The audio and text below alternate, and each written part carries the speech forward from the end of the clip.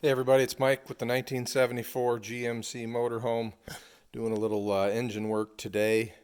Um, I've got, so there's a new Melling pump. It's a standard volume, standard pressure pump. I have a friend who raced Oldsmobile engines for quite a while, and he told me unless you had a deep sump pump or deep sump pan with a lot of extra quarts of oil, not to run a high volume because you'll starve the bottom end. Oldsmobiles don't drain well from the top, and you'll push all the oil up to the top and starve the bearing. So I'm gonna go with his advice and put standard volume pump in. So just quick, I've cleaned up the parts associated with the oil pump, and if you remember my last video, I found a bolt that's the same strength and the right length to hold the oil pump on. There was one in there that was just way too short, so I've got that taken care of. I'm beginning to get a little concerned about this engine in that like here's the two main cap bolts, and you can see that they're different. So I found that in other spots, and they've got one head bolt or one manifold bolt that's been drilled out to a bigger size. So I'm a little concerned about this engine, but I know it ran good, so I'm gonna clean it up and put it back together, and then maybe I'll be keeping my eye out for a 455 to build in the background and have ready just in case. We'll see what happens. So today I wanted to put the pickup tube into the pump, and you can see that it's sitting on my arbor press. And what I did is I just kind of clamped this in the vise like you seen me take it apart, and I worked this back and forth and got it as far in as I could, and then I wanted to press it. And so what I did is I found a piece of, I think it's 1/2 inch black pipe that was about the right size. I cut it in half so that it would fit in.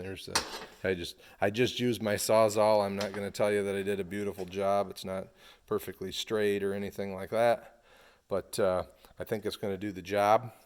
And let me just set up. I'm going to put it on here like this.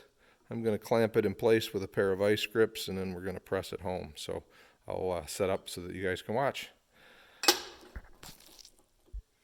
All right, here we go. Put that on there. And like I said, I'm going to take a pair of vice grips, and mind you, I'm not putting a lot of force into this. I'm just holding it in place so that it can't get away. Yeah, you can't see real good, but let's just see what happens here. Kind of watch from this back side.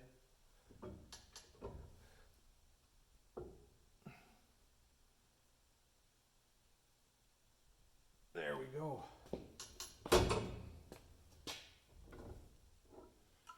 So, take those off. You can see that it's, I think you can see it's pressed home just fine. All right, we'll pause you and see what else we can do today. All right, as I said in one of my last videos, I am going to pull the heads and put new head gaskets on this.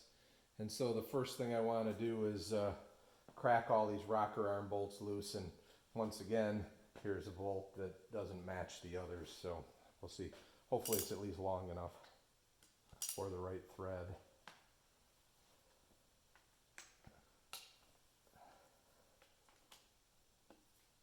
Boy, I don't necessarily like the feel of that one.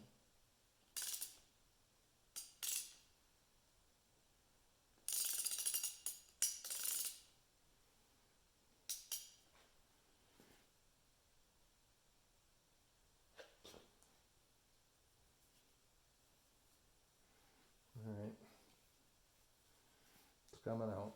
We'll see what the threads end up looking like, if it was Loctited or what the heck was done. I don't know if I mentioned this in a previous video, but what I did find out is this engine's not original to my coach.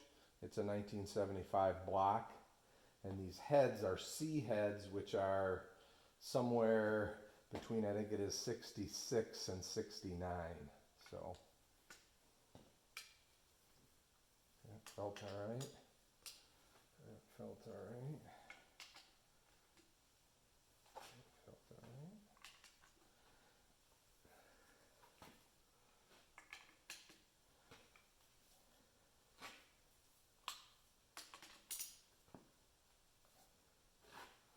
There. Get those loosened up a little more. I just want to make sure there's no pressure on the push rods when I put the head on. Don't necessarily need to take these all the way out there. As long as they're loose.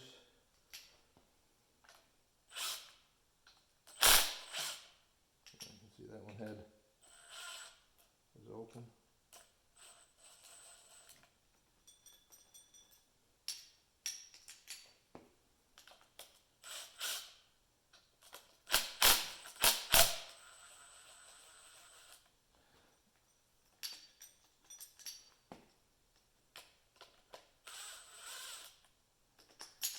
Okay, so there, we're all right. And we'll go to the head bolts, track them, and kind of do the same thing. Hopefully they're all in good shape. And I got a note that for the bracketry, these first two on the bottom have studs. So.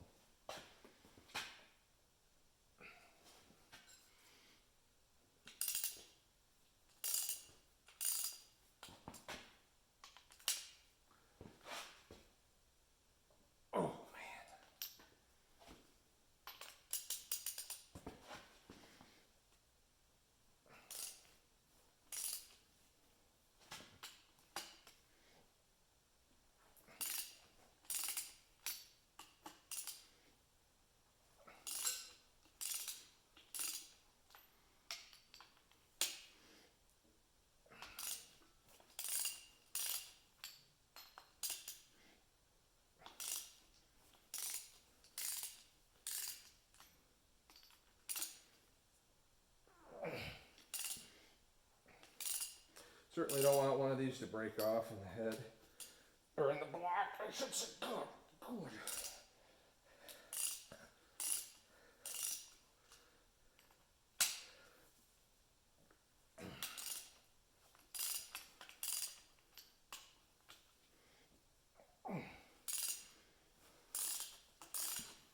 Sometimes those are, a little hard because they'd have sealant on them.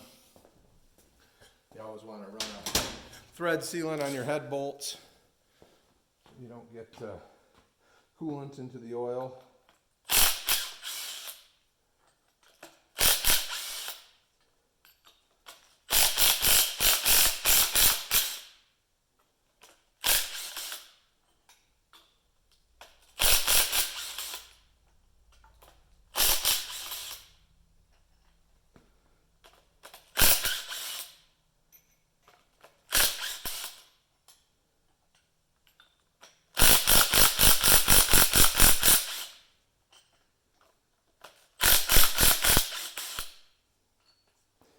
All right, all the bolts are loose.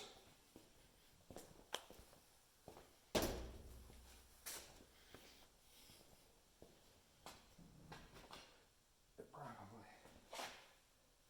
get a little pry bar and break it loose from the pins.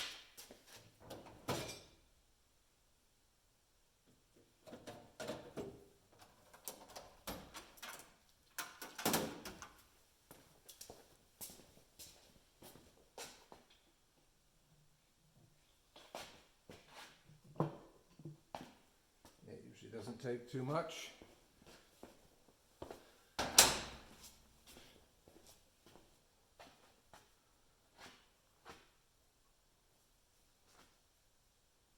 Yeah, I didn't think about that, but those push rods are just gonna fall, and I don't want that. I want to maintain where they belong. Hang on a second. All right, in order to get the push rods out, without them falling, I'm going to have to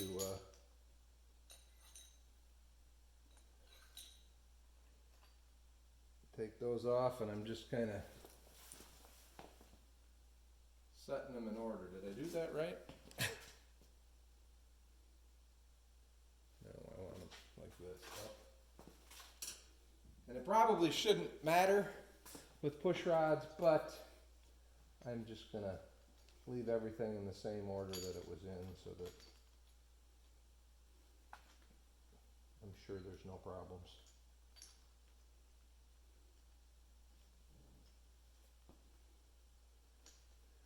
All right, I'm trying to keep these short, so I'll pause it while I finish these.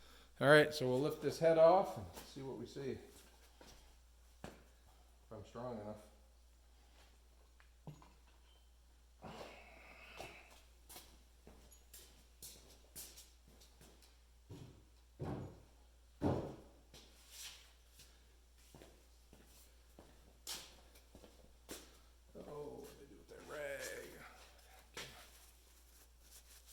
Oh, we can kind of look here. Like it had the Permatorque gaskets on it, just like I'm going to use. Let's grab this out of here. So you guys can see. So the pistons all look good, not too dirty, not too clean. The head gasket doesn't look terrible, but again, like I said, I was here, and for the cost of a couple of head gaskets, I was not about to put it back in and then have the problem. So what do we got here?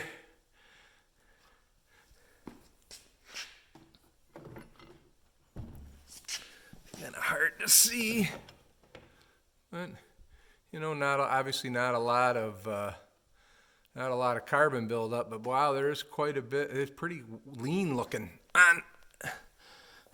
on most of these cylinders. Those look pretty, it was burning pretty true. So, all right, I will clean everything up and put it back together.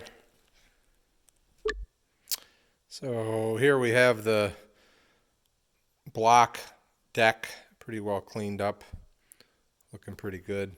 I've got a similar condition on the cylinder head, but it's upside down right now because I want to show you something. If I can zoom in on it, you can see the end of that valve doesn't look very good. And I haven't looked at the specifications yet, but one second. In the past, the valve heights, at least exhaust and intake, are typically supposed to be about the same. And you can see, I guess, sorry, I'm bouncing you around.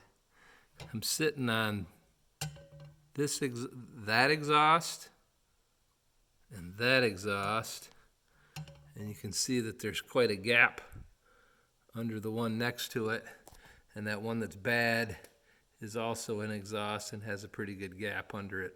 So I don't know. That's normally those are supposed to be the same, at least in the other engines that I've worked on. So I got to at least see if I can find one valve, and maybe I got to go further with this motor. Like I said, I've not been exactly thrilled with what I've seen with the, I'll say, quality of work that was done to it. So all right, everybody, have a great day. I'm going to call it for today. I got some research to do. Thanks. Bye.